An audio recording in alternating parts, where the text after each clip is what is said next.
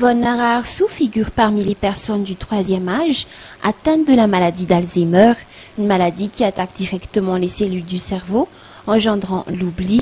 Pendant 3 ans, Yvonne avait une perte de mémoire assez importante et nécessitait des soins particuliers, exigeant une présence 24 heures sur 24 de son mari. L'Alzheimer a toujours été considéré comme étant une maladie atteignant les personnes âgées, ce qui est faux parce que les malades atteints de cette maladie se rajeunissent de plus en plus actuellement. Le plus jeune est âgé de 35 ans. La maladie d'Alzheimer atteint pourtant 15 millions de personnes tous les ans. Jusque-là, les causes de la maladie ne sont pas encore déterminées et les remèdes ne sont pas non plus encore trouvés.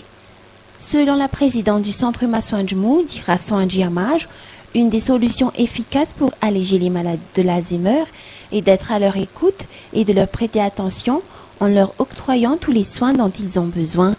Pour le cas de Massoandjmou, il n'y a pas que les malades de l'Alzheimer qui sont pris en charge, mais également les personnes du troisième âge, nécessiteux, et ceux qui n'ont plus de distraction. Bébé Marie figure parmi les fervents membres du centre. Elle y vient tous les jours. Elle passe ainsi sa journée en jouant au domino ou encore au loto avec ses amis. Elle a 80 ans et elle effectue seule une marche à pied pour venir au centre. Elle a été confiée au centre par son fils car ce dernier avait des occupations à longueur de journée qu'il fallait des responsables pour s'occuper de bébé Magie. Même chose pour Arzon Agemon, âgé de 78 ans. Lui, par contre, a été tout seul depuis sa séparation avec sa femme. Il n'a pas d'enfant et n'a personne à qui confier ses problèmes et ses soucis.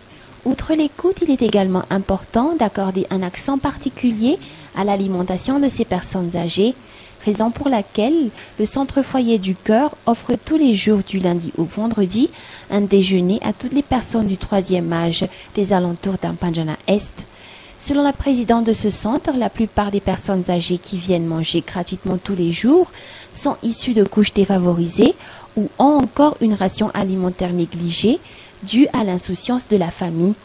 Toujours selon les responsables côtoyant ces personnes âgées, malades ou pas, seul un examen du cerveau après la mort du malade peut apporter la certitude diagnostique en mettant en évidence les lésions microscopiques de la maladie d'Alzheimer. L'association FITI, dirigée par la première dame Miali Radzuin, n'a donc pas hésité une seule minute à rendre visite à ces 2 centres jeudi dernier. 256 personnes âgées ont reçu à cet effet des présents entrant dans le cadre de Noël Partage initié par l'association. Ces présents ont été constitués essentiellement de riz, de l'huile alimentaire, des savonnettes, des savons bars, du sucre et du lait en boîte.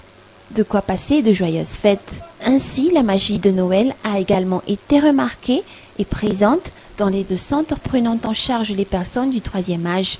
Un moment aggravé d'une pierre blanche pour l'association FITI, mais surtout pour ces personnes âgées.